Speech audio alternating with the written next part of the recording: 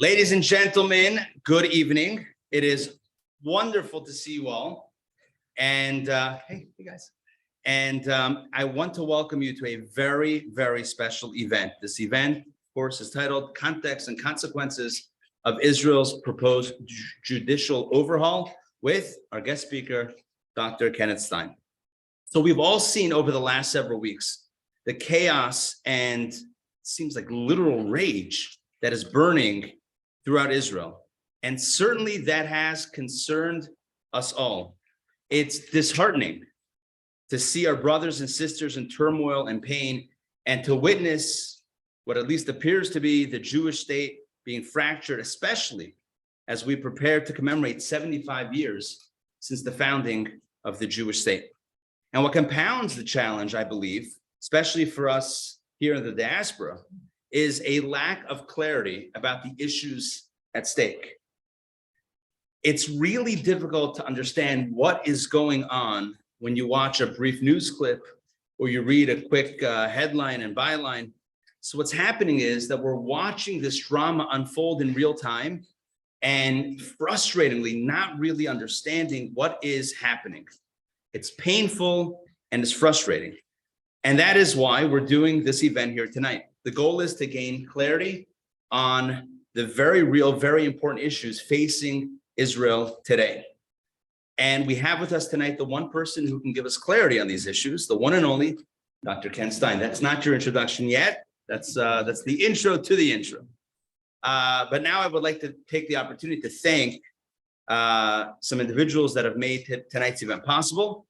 I want to begin by thanking a dear friend who has been instrumental in making this event a reality. Dr. Soren Vayner is the engine that has driven this event, and I want to extend a heartfelt thank you to Dr. Vayner. Thank you.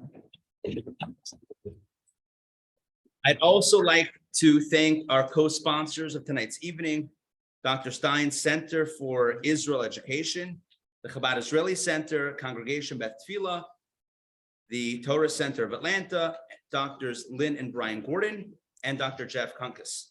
I extend my gratitude to each and every one of you for helping make tonight's event possible. Thank you.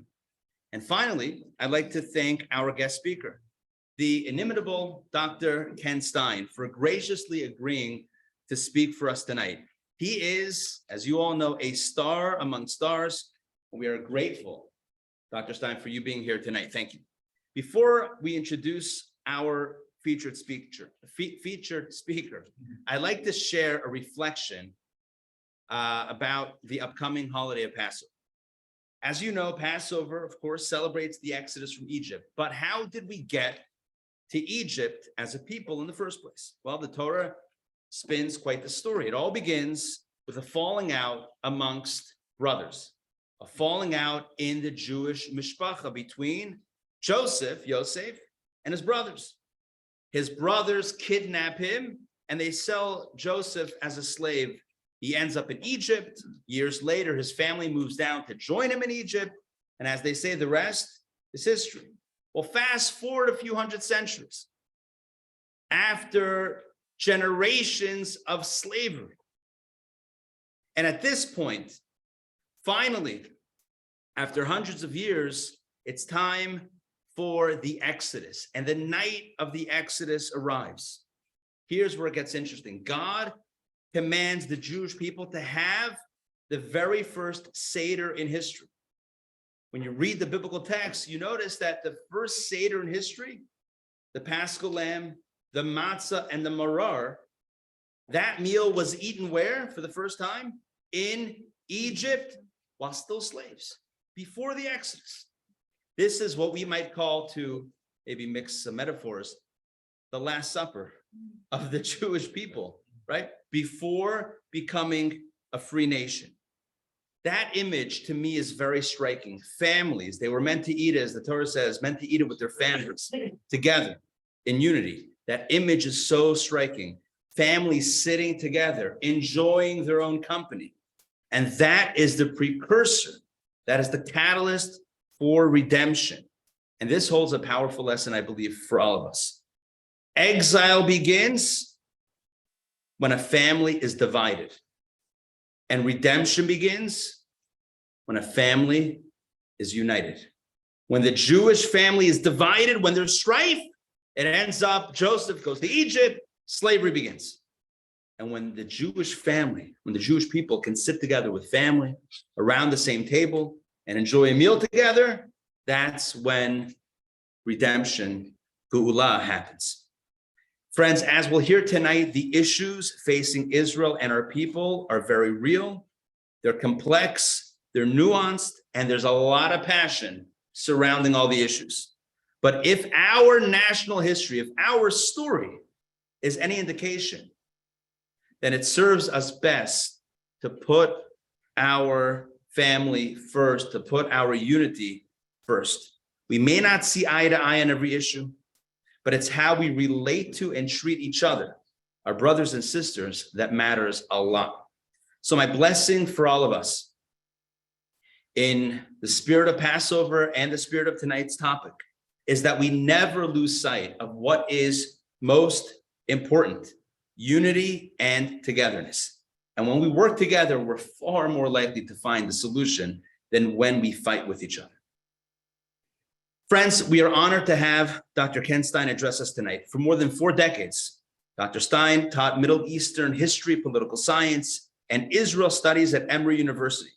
His acclaimed undergraduate class, History, Politics, and Diplomacy of the Arab-Israeli Conflict, was one of the most popular classes at Emory. And I know this not only because it's in his bio, but because I have spoken to students, former students at Emory, who could not get into Dr. Stein's class, and they really wanted to.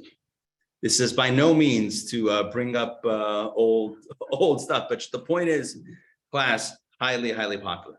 He has earned the highest recognition for excellence in teaching, institution building, and lifelong mentoring of students. Dr. Stein is the author of 6 books and dozens of scholarly articles. He was recognized for his intellectual integrity in speaking out against the falsehoods in former President Jimmy Carter's 2006 book, Palestine, Peace, Not Apartheid. And through Israel Content Enrichment, his Center for Israel Education has connected with nearly 4,000 Jewish teachers and some 400,000 students across the globe. Ladies and gentlemen, please give a warm welcome to our featured speaker, Dr. Ken Stein.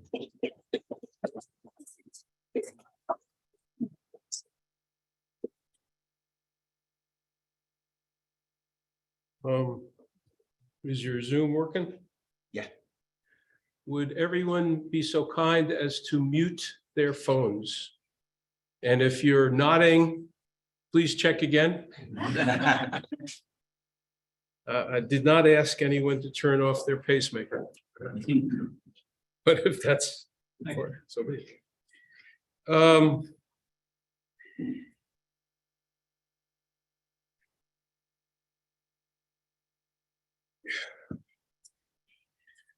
First of all, I want to thank the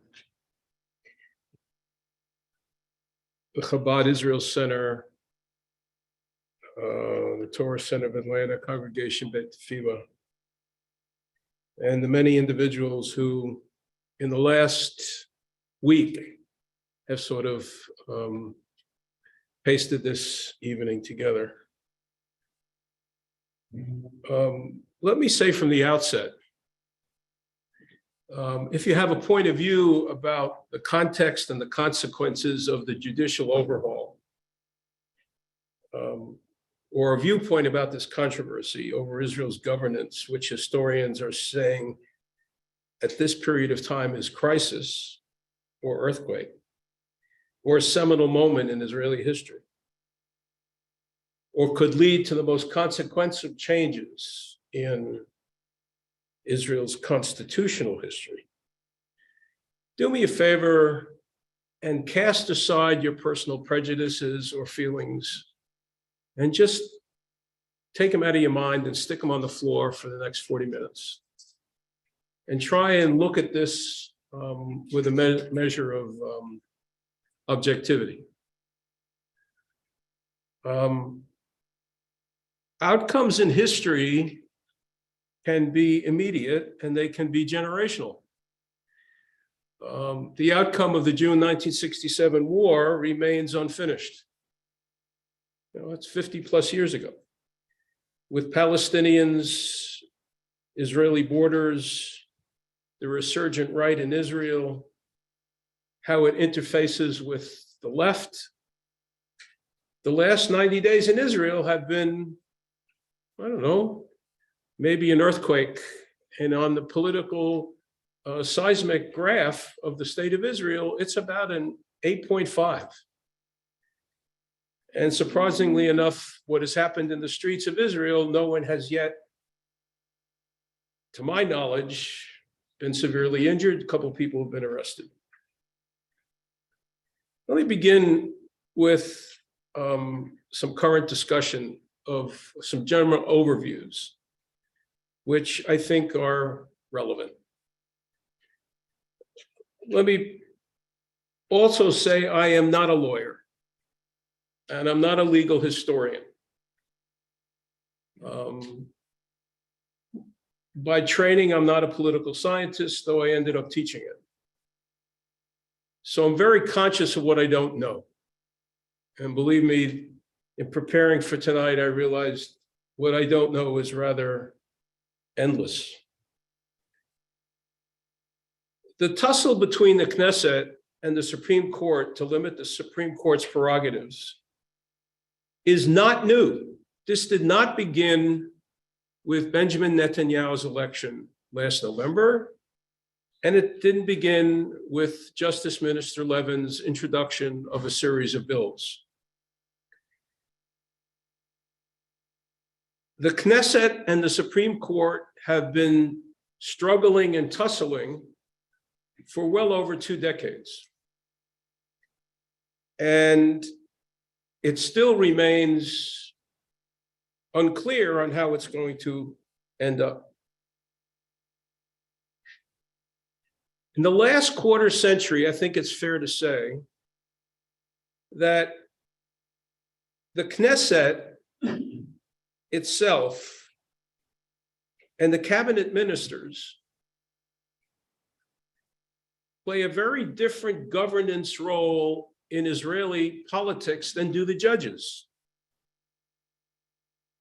The Supreme Court today of Israel, 11, half of them were appointed during previous Netanyahu governments. So to stand up and say these are a bunch of liberals is a bunch of nonsense. I know there's a lot of information that's thrown out there by respective sides because they're trying to get a social media clip. So I would be cautious about the terms and the lack of nuance that are thrown around. The second point from the outset is that Israeli governing institutions have 2 powerful elements, not 3. Unlike the US, where there is supposedly a triangular relationship in power sharing or power checks and balances between the president, the Congress, and the Supreme Court. In Israel, it's basically the Knesset parliament government on the one hand and the Supreme Court perhaps on the other. The president in the state of Israel has mostly ceremonial functions and does not wield the influence that the president of the United States does. And put differently, Israel is a parliamentary system. The United States is a presidential system. And the difference there is, as a parliamentary system, Israel has always been governed by coalitions. Never has one political party ever had a majority in the parliament. So coalitions are the norm. Rancor is the norm. And it's a vibrant indicator of the health of Israeli society. Now, we can sit here and argue that what's going on in Israel is really a shame, that Jews should not be attacking other Jews about their political points of view. The point of it is, Israeli politics is by definition much less polite than even America has become over the last decade. And God knows we've changed in the last 10 years. Most of Israeli history as most of Zionist history, as most of Jewish history, has been dominated by consensus and compromise, not by the mandate of one particular point of view over the other. And the reason for that was Jews, when they were in the minority, had to hang together or they would have had to hang separately. So consensus is the norm. Compromise is the norm. And what some in Israel today believe, they believe that what is happening in the parliament are statements that are being mandated to them, not being made by consensus, not being made by compromise, and not being made with a certain amount of pace.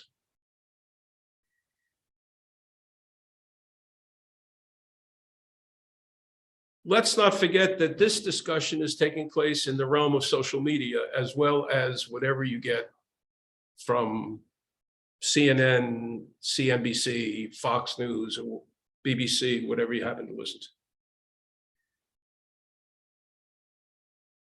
This is taking place literally 90 days before Israel's 75th anniversary. This should not detract from the rather extraordinary accomplishments that the Jewish state has achieved in its 75 years. And I'll get to that, I hope, at the end. This is an inflection point for Israelis and Jews and non-Jews across the world.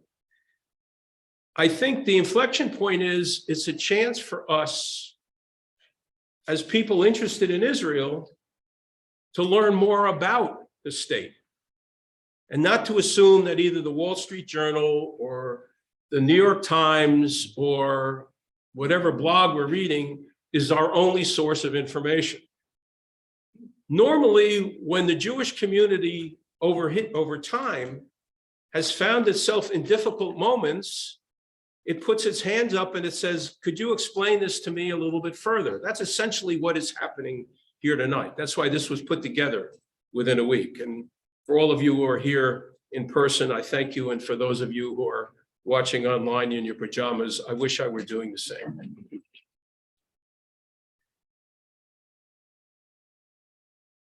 I don't consider what's going on in Israel unhealthy. On the contrary, I think it's pretty healthy. Now, it could turn violent. You know, people could storm the Knesset. I don't think we'll have January 6th like we had in this country in Israel. I mean, you don't know for certain because we're in the middle of an event and we don't know what the other side of the tunnel is. I know when I go into the Lincoln or Holland tunnel on the New Jersey side, I know I'm going to come out on the New York side. I know that. Where I start on the New York side, I end up on the New Jersey side. I'm absolutely certain of it. I mean, unless the tunnel collapses and I get washed away. Fifth point I want to make from the outset is I am a historian. And unlike editorial writers and those who are preaching in national papers, I do not believe Israel democracy is dead. I don't even think it's dying. I don't subscribe to the notion that we're in a post-Zionist world. Zionism is very much alive. Just because you have the state of Israel come into being in May of 1948 does not mean that Zionism all of a sudden was buried in some cemetery. That may be in the minds of scholars and people who think we're in a post-Zionist or a post-Zionist world. I don't buy it. I think that's nonsense. We are in another chapter of Zionism. Next week, we will say, L'shana haba'a b'Yerushalayim. We will still sing the national anthem, Lihiyot Am Chofshi B'Artzenu. We'll still say the Parsha HaShavua.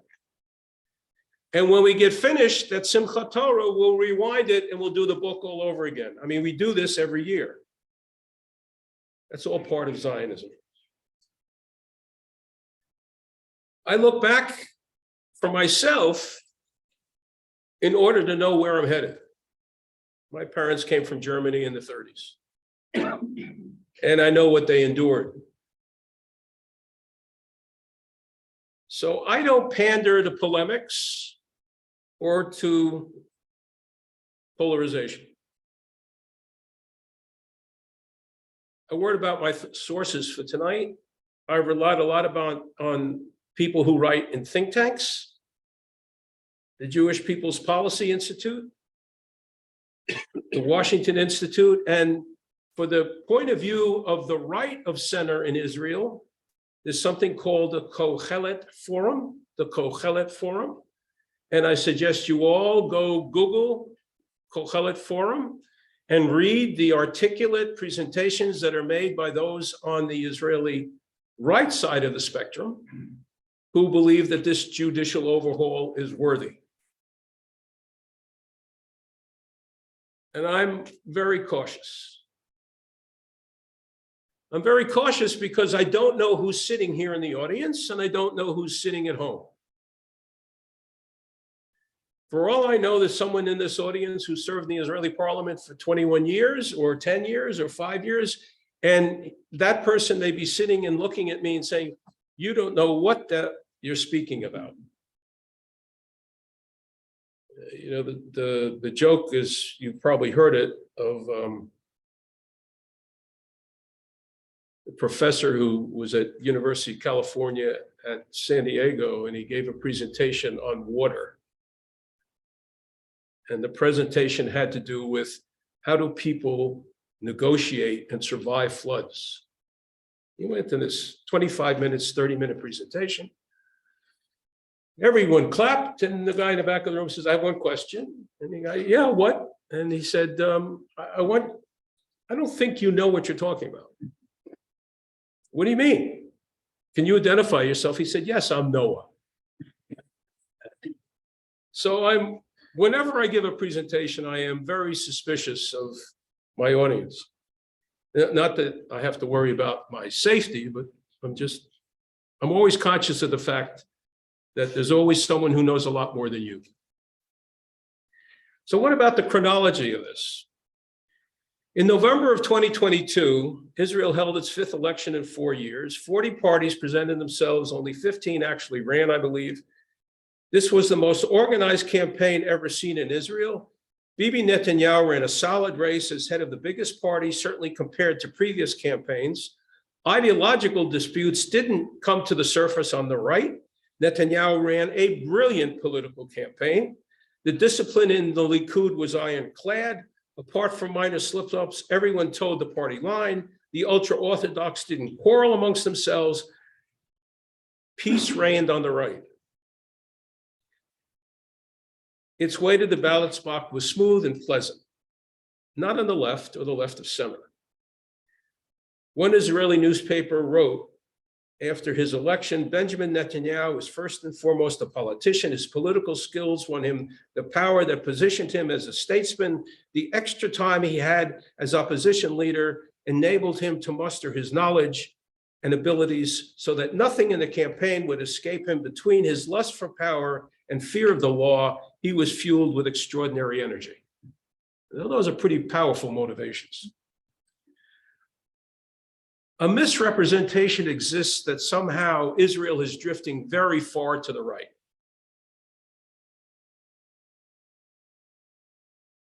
Public opinion polls do indicate that 50 to 55 to 60% of the Israeli body politic sees themselves in the center or the center right. But it was, in fact, the lack of judgment, one commentator has called it stupidity, of the left of center parties for not creating a coalition between the two of them before the election took place. Because as a consequence, one of the two parties on the left did not receive the 3.5% that was necessary for them to pass the threshold to enter the Knesset, which meant 4 seats that could have gone to a combined coalition of two left of center parties was forfeited to the party that received the most amount of seats. In this case, it was Benjamin Netanyahu. Of the 4.1 million votes that were cast in November, the difference between the left of center and right of center parties was less than 50,000 votes out of 4.1 million. And Meretz as a party disappeared. I think if you compare Israel globally, see, it doesn't matter how many times you say it, there's always an adolescent in the room. Globally, it's fair to say that many democracies are drifting to the right of center.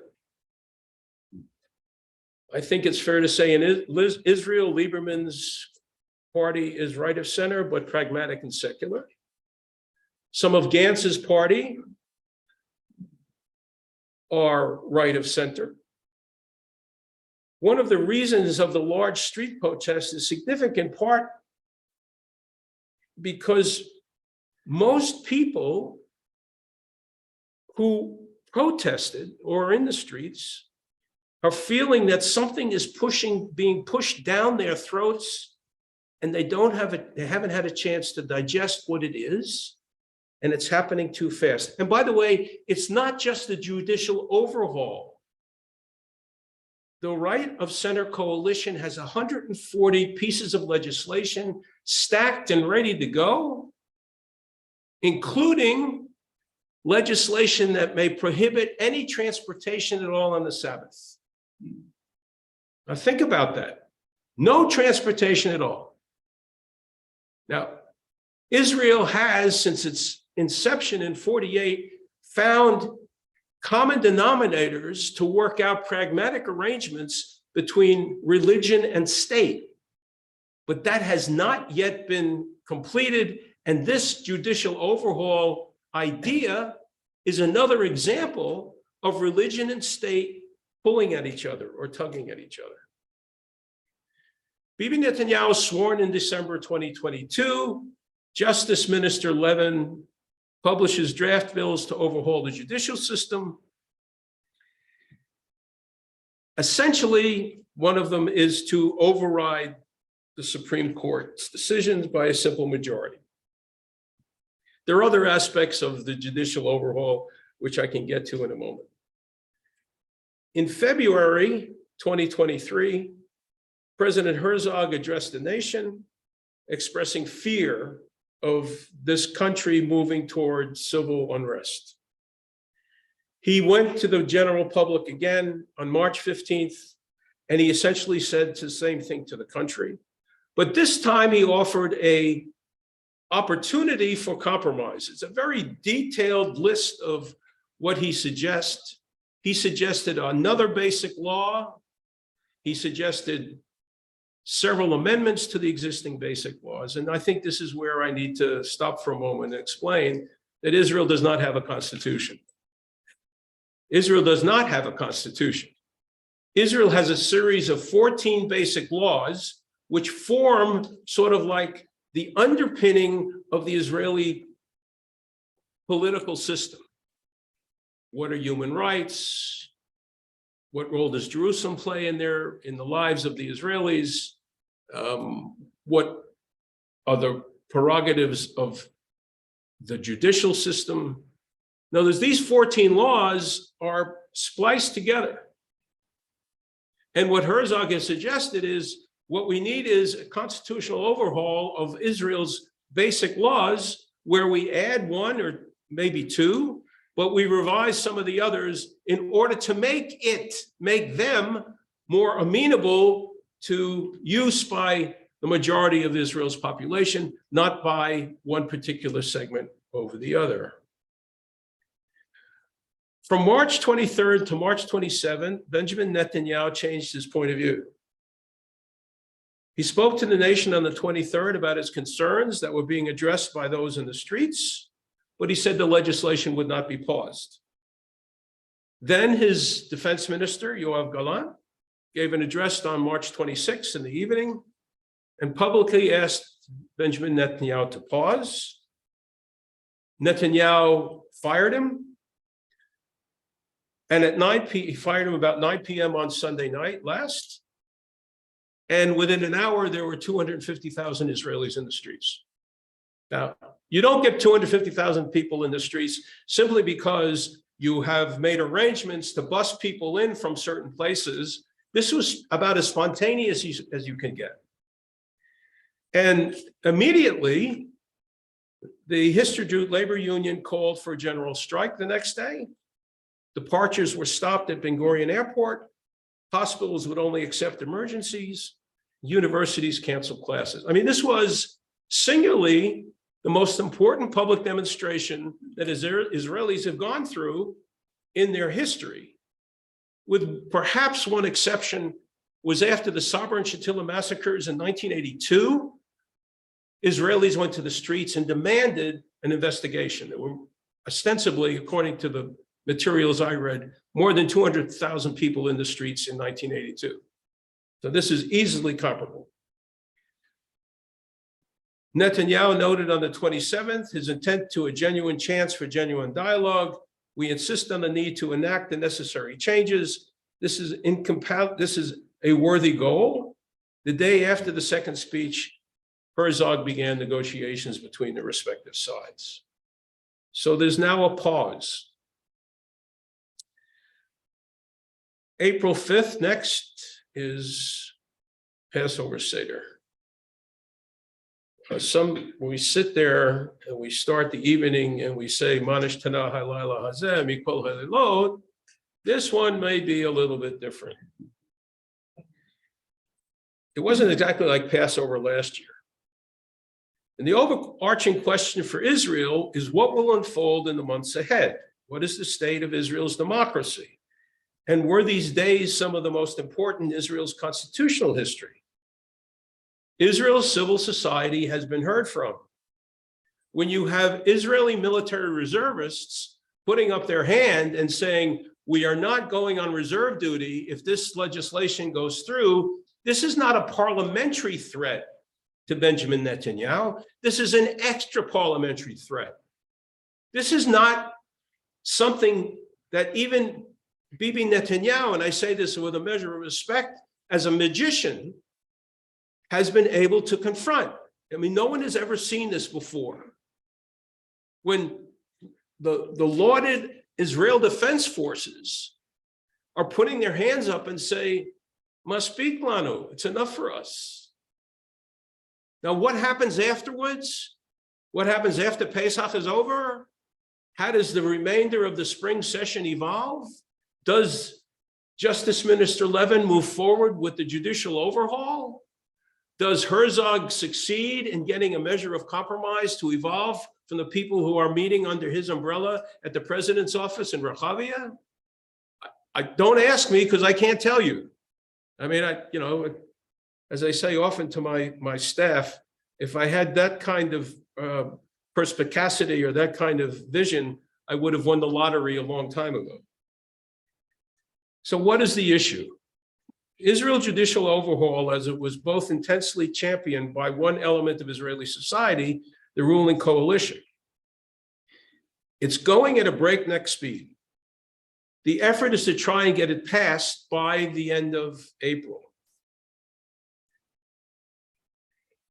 There are now other pieces of legislation that are sitting before the parliament, and those have not yet come up.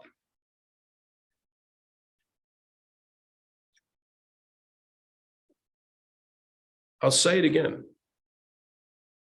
This is the fourth time in the last 20 years that the Knesset has tried to overhaul portions of the Israeli judicial system.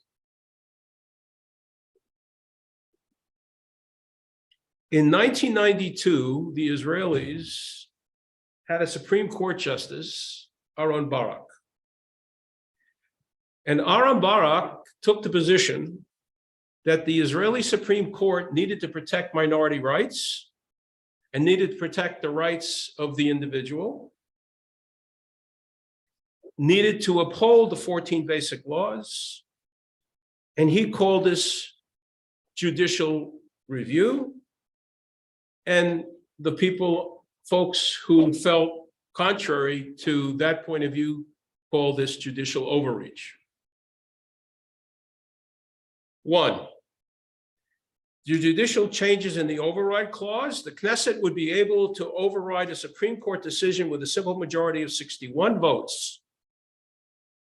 That means any coalition government of 61 could overturn a decision made by the Supreme Court, which means what happens at the polls would have influence over whatever decision a Supreme Court justice, a majority of the Supreme Court justices would make about individual rights and human liberties.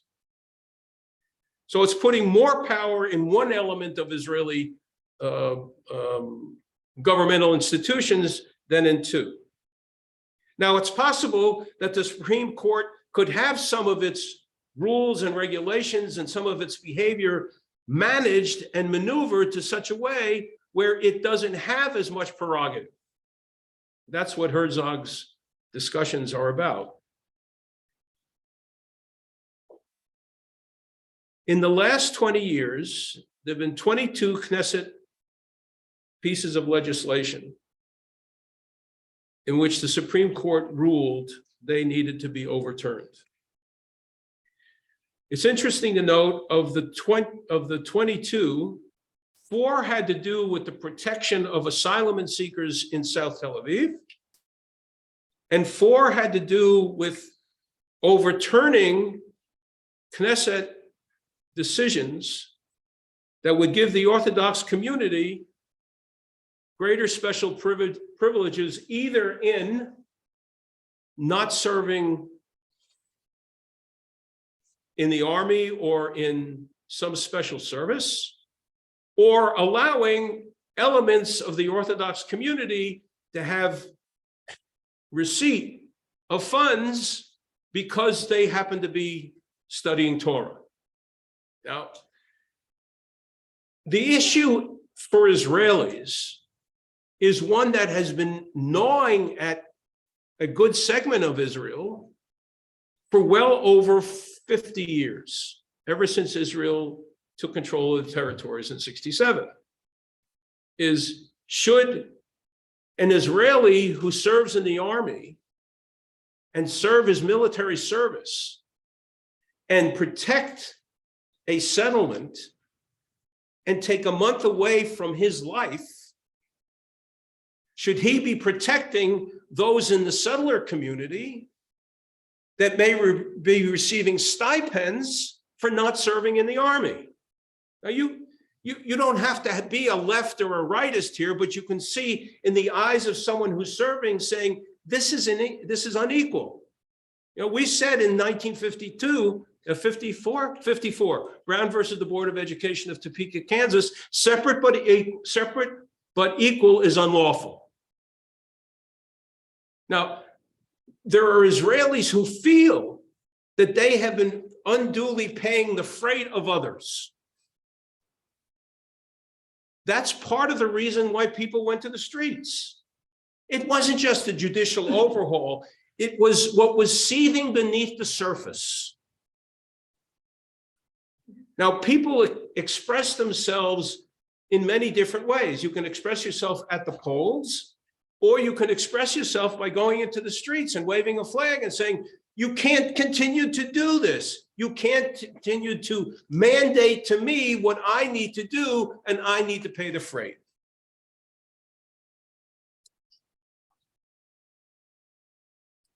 The second item of the judicial overhaul has to do with selection of Supreme Court justices. The reforms would also change how the justices are selected. Right now, it's a committee of 11, and it's made up of existing Supreme Court justices, members of the Israeli Bar Association, members of the opposition, and you have to have 6 votes of that group of 11 in order to be appointed to a Supreme Court position. I think I've got that right. What the judicial overhaul is meant to do, it's meant to give essentially after the retirement of a couple of judges this coming year, that the Knesset will be able to determine who should be sitting on the Supreme Court, which obviously might, that's very two interesting words together, obviously might tilt it against those who are in favor of the basic laws. Now, nothing has happened yet. The third item is legal advisors. There are legal advisors at every minister, in every ministry, and those legal advisors have the prerogative to tell their minister that what they're doing is not appropriate, it's not constitutional, it's not what is normally done. And the overhaul is meant to take away the influence and the power of those local legal advisors in each of the respective ministries. There's another issue on the test of reasonability, which is too complex to get into, but it has to do with whether someone who is someone who has been accused and actually convicted of a criminal indictment, should they be allowed to sit in the parliament, or should they be allowed to be a minister? And the effort of the judicial overhaul is to suggest that the term extreme unreasonableness cannot be applied by the Supreme Court. Whether that has to do with Bibi Netanyahu or Ari Deri is another question. You can read that between the lines. So what's next for the political system? The churning continues. Beyond whether this government coalition continues is reworked, whether it falls, whether the new elections, so far we do not know. There's another reality, and that's that the parliament pushes through the legislation, and the Supreme Court that's currently sitting may say those laws are unconstitutional. Now you have two power centers in the Israeli political system, and the question is, whose law should be upheld? And how do you reconcile the two? I don't have an answer. I don't have an answer. Let me finish.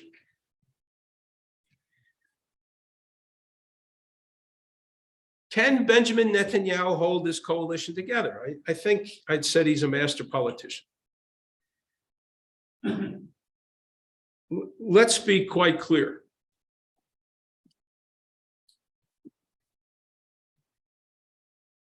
Is Benjamin Netanyahu interested in his legacy, or is he interested in staying out of jail?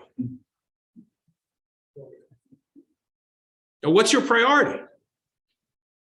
If the overhaul of the judicial system is a way to create glue for this coalition that enables him to stay as prime minister, it's quite evident if I were Benjamin Netanyahu, what I would do. I would do whatever it takes to keep the coalition together and keep it from fragmenting. Of course, we don't know if there are people within his coalition who are already putting up their hands and saying, like Yoav Gallant, saying, you know, this really is not something we should be doing, or we shouldn't be doing it as fast. I mean, will Yuli Edelstein do the same thing? I don't know. But there are members within Netanyahu's own coalition who are questioning whether this judicial overhaul should move forward. The next 5 or 6 weeks will be pretty telling.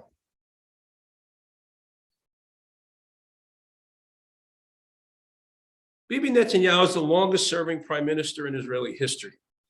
And yet he carries the weight of 3 indictments: bribery, fraud, and breach of trust. He fears the deep state. He said that in 2019. He has successfully co-opted or clobbered anyone who has stood in his way. He's a master politician. Richard Daley of Chicago, they went to the same school. And that's an aberration for both gentlemen as politicians. His current coalition is glued together by the overhaul.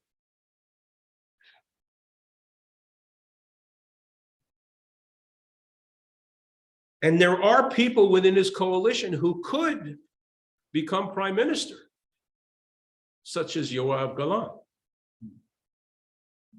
There aren't a lot of them, but there are a few.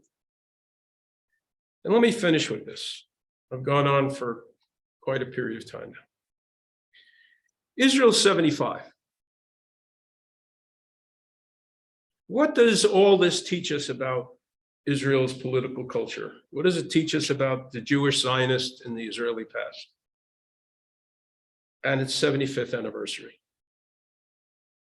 Israel's traveled a very long distance, 75 years. And if you go back 150 years, 1873, it was just 5 years before Rishon LeZion was established. Where is the United States in 1851 when we were 75? As a country, the US was unfinished in many ways. We hadn't freed our slaves. Women didn't have the right to vote. Borders were not defined. So in comparison, the Yishuv in 1921 had women vote. They had women carrying rifles in the War of Independence. So what did Israel inherit from its Zionist and its past? To do a little bit of quick Torah, I went back and I looked at the very famous political scientist, Daniel Elazar. And he said the following about what it says in the Torah. He said, it's up to the people to establish political systems appropriate to the circumstances that must meet basic moral, social, and religious requirements. Thus, an acceptable political system must be just and pursue justice. It must provide for the core of the less fortunate, the biblical widows and orphans, and it must maintain the religious constitution of the Jewish people as interpreted by the judges of the time. It must be Republican, rooted in popular consent, involving the people in governance. A major reason, as I noted already, that Israeli society has reacted so openly negative against the judicial overhaul was the fast pace. By it being more by edict and majoritarian dictate than by consensus. Most Israeli decisions of critical to its security have been made by consensus and by compromise. The whole decision on whether to declare the state in 1948 was done by consensus, and Ben-Gurion actually went against the consensus. 4 people were in favor and 6 were against. The decision to go to war in 1967, you remember how Eshkol really didn't want to, and they had to call Dayan and Begin in order to become part of that coalition in order to persuade Eshkol that maybe force should be used. The term has been thrown around, it may have some merit, the political tyranny of the majority. And for many Israelis who are protesting in the street these past 2 weeks, they have termed it, and this is their terminology, the tyranny of religious orthodoxy. If you want to take the term or not, that's up to you. The president of Israel made a statement in one of his 2 speeches, and he said, we have to have shivayon, we have to have equality. And immediately, those on the right of center said, we don't want shivayon, we don't want equality. We are the majority. We will tell you what is going on. And when a group of rabbis came to the United States and asked the individuals who were responsible for putting forth this whole idea of judicial reform or judicial overhaul, these Israeli parliamentarians looked at the group of 8 or 10 American rabbis and says, Atem reformim? Now, when you make a statement like that you are less Jewish than someone else, that's when people start getting their hackles in a rancor. Before I finish, I want to say thank you to my staff for helping me prepare a lot of material for tonight including a wonderful chronology that was prepared by our research associate, Wendy Kalman. Menachem Begin said in 1952, now Begin, people remember Begin as a guy on the right. He was also a man who was profusely, emphatically enamored with democracy. We have learned that an elected parliamentary majority can be an instrument in the hands of a group of rulers and act as camouflage for their tyranny. The nation must, he said, choose freedom, determine its rights, also with regard to the House of Representatives, meaning the Knesset, in order that the majority thereof that serves the regime more than oversees it, it should not negate the rights of others. It is possible to achieve this only through supremacy of law, but only when it guarantees civil freedoms. And this is what Benjamin Netanyahu said in 2012 at the occasion of the inauguration of a Supreme Court justice. He said this in 2012. He said it 11 years ago. Quote, now listen carefully, if you will. I cannot believe that the country I fought for and was wounded for, that I brought to such achievements, he said, will allow any kind of tainted justice.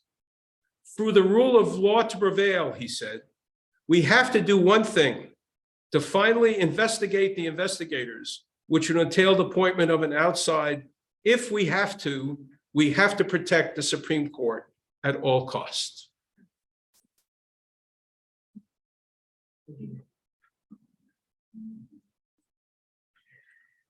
I'll gladly take your questions. I'm not sure I have too many answers, but thank you for being here.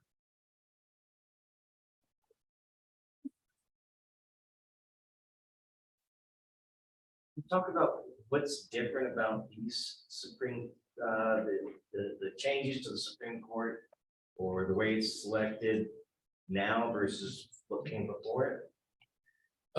The Supreme Court has always been chosen by a committee. And now the object is to change the balance in the committee to be it in favor or heavily favored by appointees that would be appointed by the would-be Knesset. So that the Knesset not only has the prerogative to legislate, but it has the prerogative to choose the judges who may sit in judgment over legislation that it might pass. There's a lot of mights and ifs here. All right.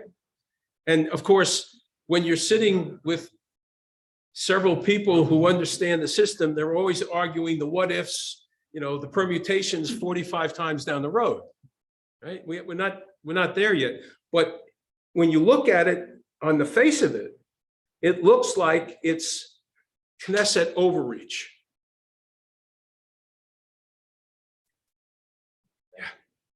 Can I take the lady's question? Thank you very much. Thank you for time. I would like to understand a little more clearly how Itamar Ben-Gvir, he's a criminal, how he part of the coalition, and now he's got a deal with him as a trade-off for this cause that he gets to create a national guard. Well, hang on. I need to clarify. No, there's a couple of things that are embedded in your question. First of all, Bibi Netanyahu can ask whomever he wants to serve in his coalition. That's his prerogative. I mean, he could, if Mayor Kahane could come back, he might ask Mayor Kahane, or he may ask, someone who's on the far left. I mean, to create a coalition, you have to be able to go to the president and say, I got 61 seats. And so he might go to whomever would say, I'll vote for the coalition.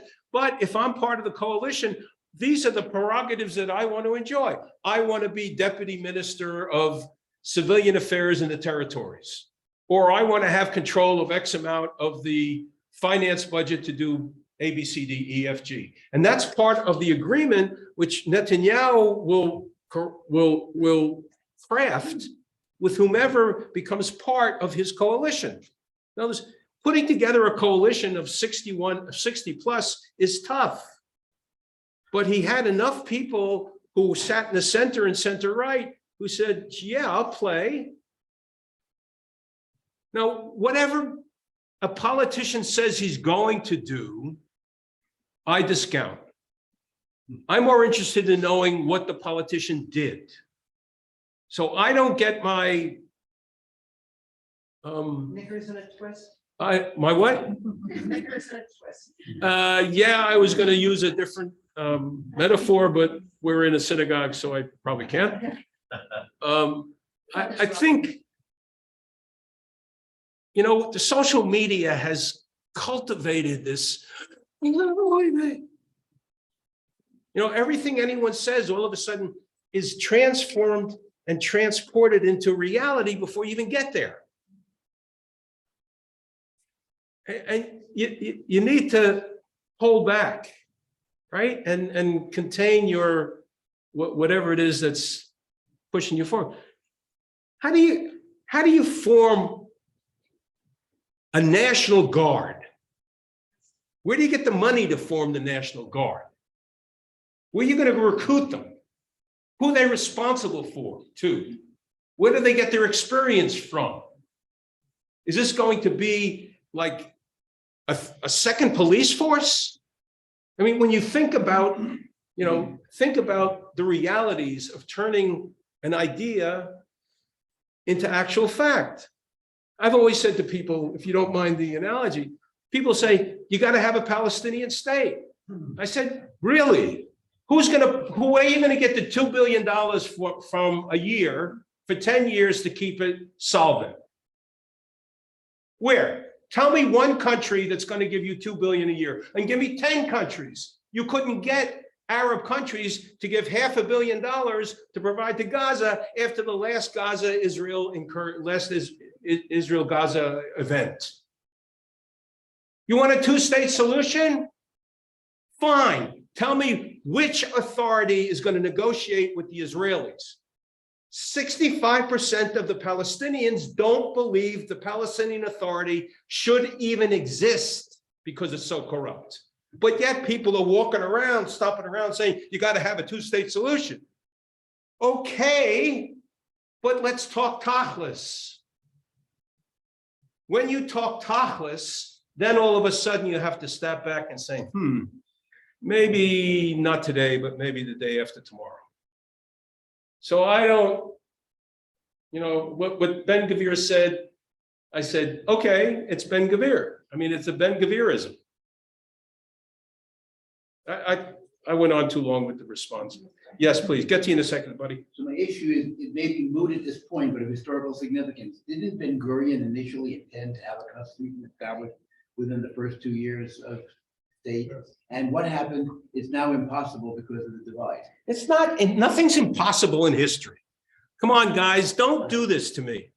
History did not end. You know, Francis Fukuyama wrote an article in the late 80s and 90s saying, the end of history.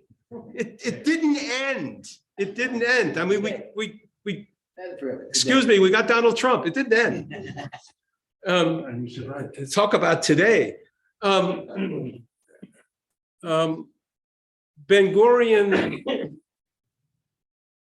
in 1947 was asked by the UN for a promise that Israel would not become a theocracy. And he signed something called the status quo agreement. He signed it with a leader of one of the religious parties.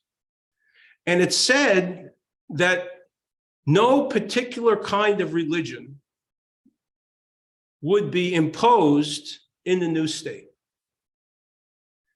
And he needed that because he needed to persuade the UN that Israel that was moving forward towards statehood would not exclude even those who weren't Jewish.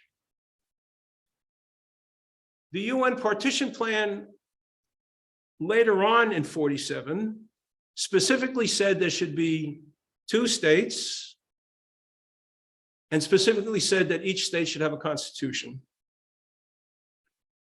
And it was believed that the Constitution should be written and be passed on.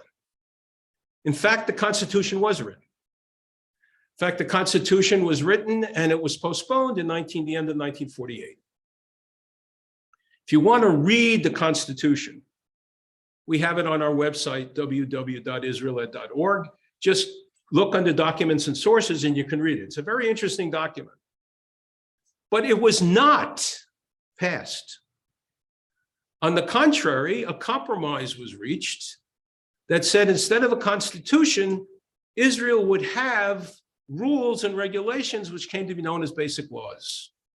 And the basic laws replaced the Constitution. Now, it's not impossible that you could have a constitutional convention in Israel where you could get the equivalent of a Sanhedrin together and you could begin to figure out how do you word it in such a way that you're not stepping on anyone's toes. But in order to do that, you have to have an environment where no one wants to step on someone else's toes. It's always not now, right? If only I had bought an apartment in Tel Aviv in 1972. No, not now. Terrible, terrible decision on my part. Yes, sir. Me. Yes, you. Good, well, a little indulgent. I don't think there's a battle over Knesset and courts. And when I stopped believing in Santa Claus, I stopped believing in spontaneous demonstrations. These are well, you know, those of us who had the honor to work in student mobilization in '69. You're saying the demonstration? It wasn't spontaneous. Of the day after Nixon bombed Cambodia, that million people in Washington. Mhm. We had buses on the ready. We had it very well funded. Mhm. And the same thing when Yael, whatever his name was, got up there and said 250,000 on the street. They were ready. What we're seeing, you know, as a doctor, and Dr. Steinberg can agree with this, like when I became a doctor in '75, Arizona was the greatest place to be if you had lung disease. No allergies, no nothing. So every kid in Brooklyn was sent to Arizona. They brought every damn plant they have in their house. And guess what? What is that? Arizona, I'll tell you. So give me the question. Arizona now has most allergies than anything else. We've had so many aliyahs from left-leaning states that there's a dramatic turn in people. We have a 50-50 country in Israel, just like the United States. Yeah. And Netanyahu was put together a coalition of 50,000 plus, similar to what we had in 2016. Okay. Okay, and I think what you're seeing is the courts trying to get Netanyahu on anything they can. I think you're seeing the equivalent of Trump derangements, because in Netanyahu derangement, they want to get rid of him. I mean, he gave up. Wait. He said, "We're going to You're going to have to give me a question and not a statement. Okay, he said we're going to go to courts, and still they're demonstrating. So the question is why are they demonstrating? They got what they wanted. Who's the they? Whoever's out on the streets, certainly not Both me. of them. No, they haven't gotten any. Listen, people being in the streets haven't gotten anything. Yeah, they got the hold up of the Knesset. No, all they got is a pause. They didn't get anything that says this isn't going to happen. They just got the president, they just got the prime minister to agree that what's going on in Israel is not good for the state of Israel. Now, you can sit there and tell me the people who went into the streets were paid mega bucks by a whole number of people. No, you don't know it was And organized. you don't know it's not. Well, I just happen to know people who are in the streets who told me what they tell me. And I know. Okay, look. You can, listen, let me just finish. You can believe what you want. I asked you when you came here to leave your personal feelings outside. That's all I'm asking. I'm just giving a. Let's continue. I have many friends in Israel who were at high school with me, and it turns out today most of them are on the left. And I've had discussions with them, close contact, and I take the view that I don't have an axe to grind. I don't live there. I'm a citizen. And I would say the same to Joe Biden, by the way. We don't live there. We don't carry the can. But I would like to comment on democracy. I think the underlying thing of democracy is you elect a government.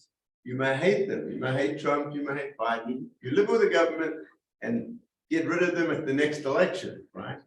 Once you go into the street and that starts to run the democracy, have we still got a democracy? Well, democracy is not only the people who are elected. Democracy also is how the general public and civilians exercise civic responsibility. Now, whether you could be of those who went at the Capitol on January 6th, they believe they exercise civic responsibility. No, you can't shake your head. That's what their belief was. I agree. No, that's their exercise of democracy from their point of view. And the only point I'm trying to make is if you have groups within Israeli society who are saying this is ripping our country apart, and these are not people who necessarily have an axe to grind. Military reservists do not necessarily have an axe to grind. They have a goal is to protect the country. And if the prime minister is saying, I need to pause because I believe that groups like this need to calm down because we have Iran, we have Hezbollah, we have Hamas, we have instability in Jenin. He is seeing something which he's probably seeing from people who provide him pretty accurate intelligence information, who are neither left nor right. And he's saying for the good of the country, we need to take a breath of fresh air. Let's wait until after Pesach or whenever it starts. I don't believe, my own personal view is, I don't believe just because there's a government in power that I have to sit there until the next election. I think I have the right to petition. I think I have the right to demonstrate without being paid to do so, because it's what I might believe. And I don't believe you automatically say yes to even an elected government. Can I add to that? Of course you may. So it's not that it's just something that you don't like about what the government did. Yes. We're talking about change of style of ruling. It's turning it from a democracy to dictatorship. People never in the history of Israel, pilots and very high-ranked people in the army said, we're not going to serve the country. This is the first time in 75 years that it happens. And the reason it happened is because you changed the style of ruling in Israel. Now the government basically is doing it all, like in Hungary, like in Poland, and that's really the difference. It's not just, what if every day somebody will start and say, we don't underserve, we don't mind the new electric bill or whatever. That's gonna be crazy. The interest that your point is well taken. I'm interested to know what happens when Passover is over. Right? I'm interested to know what happens from about April 13th until the end of May.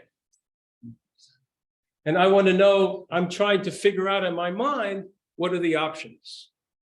One of the strongest possibilities is that the Knesset will move forward with the judicial change, and the Supreme Court will say, you can't do that.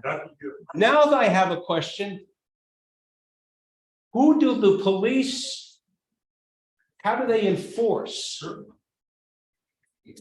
What That is- can be a crisis, that can be. Well, you know, and maybe that is what the Prime Minister of the State of Israel is trying to avoid. I mean, that's a bigger crisis than even facing jail.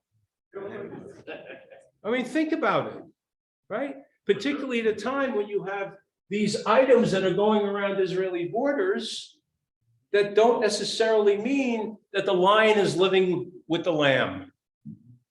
I mean, these are not insignificant. That's why the last 90 days are truly different in Israeli history. They're remarkably different. And I think it's good for people to just step back for a moment and go, I think I need a cleansing breath. I mean, I don't know how people will react. I'm sure there will be organized demonstrations on all sides, and people will be, you know, running up banners, and they'll be saying all sorts of things. Bloodshed, it could be bloodshed. I hope, I certainly hope that. Yeah, go ahead. Yeah, either one of you. I just want to be a little bit more optimistic. Can you speak up? I don't understand you. I don't understand your American accent. My Israeli or Romanian accent. I just want to, again, thank you very much for this elegant summary. Just to add a little bit more optimistic note regarding the near future, what the difference between obviously the right and the left. Apparently, when you speak with more professional legal experts, they say that actually the coalition, the opposition, the right and left agree about 80% on the subject matter of the reform. They should be reformed. Yeah, Yeah, it should be. So they agree about most of them, but it's a lot of politics to get in the middle. As you summarize and you know their personal agenda of Bibi and Derry. But there's a personal, but there's politics, and I really wonder once this politics is going to turn down, which is 80% can come to 100%, like most of the people expect it to be. And just one more thing I wanted to add about the differences in Israel in the Orthodox and the secular. That's probably the number one difference. There's also a difference in time building up between the Ashkenazi and the Sephardi. And there's also a tension which is brought to the surface. well, you know, the tension, that tension which you just described, which you ended with your comment, that tension is much less today than it was 70 years ago. And it's been an absorptive process where Israelis have had to recognize that other Israelis are not exactly like who they are, which means their Jewishness is different than someone else's Jewishness, which is another lesson for American Jews, that our Jewishness is very different than Israeli Jewishness, right? We don't live in a majority. We live in a minority. We have a sense of belonging to a small community. They have a sense of belonging to a large nation. I mean, there are so many fundamental differences between us, and yet sometimes we stand up and we say, you should do this and you should do that because we happen to be speaking from, you know, Brooklyn, Chicago, Washington, Flagstaff, Coral Gables, wherever it happens to be. The other way of putting it, if I may, we're many tribes in one minyan. And let's accept it as that, and let's not saying your tzitzis are better than mine or yours are longer than mine, and therefore I do it the right way and you don't do it the right way. I think that's terrible for Jews to do to one another. I just think it's, let me suggest to all of you, while I still have your attention. You have this card on your seat, which I gave you. It talks about, it's the Center for Israel Education. It's this thing, right? And it's www.israeled.org. Israeled.org, simple. The documents and the sources for the presentation tonight are there for you to look at. You don't need me. But we've accumulated them there so people can become smarter. So we can help teens and young adults learn about Israel without having to fear about anti-Zionism or anti-Semitism. The goal is to make people smart, not to live under the rubric of ideology, polemics, or ignorance. And that's why I'm delighted that Congregation Bet Tefillah had me come tonight. I really am quite pleased. Right? If I may turn it over to you, sir.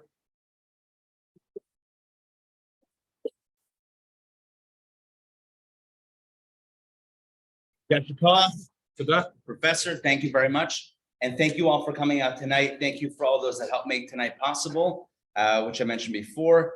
One final note, Passover is starting, is on its way. It's here in less than a week. We will be doing a community Seder here at Beth Tefillah. If you need a Seder or know anyone who needs a Seder, let's not leave the fifth son without a Seder. The fifth son, by the way, is the one who doesn't even show up. Let's make sure there's no fifth son this year. Whoever needs a Seder, we have space and there are opportunities. You can certainly invite to your Seder or send them to our Seder.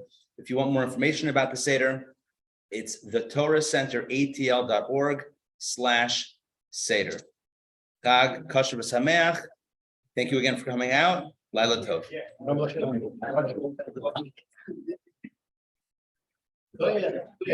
He's gonna rush you. I didn't want to make it. Thank you. That's great. So thank you. Yeah, you doing? Good. You did well. Very good. You list the results, you list the. Lovely. So, thank you. Anyway. How much do you think that Turn the, this off so that we Okay. can have, Great to see you all. Thanks for joining. Laila Tov. no, that- a lot of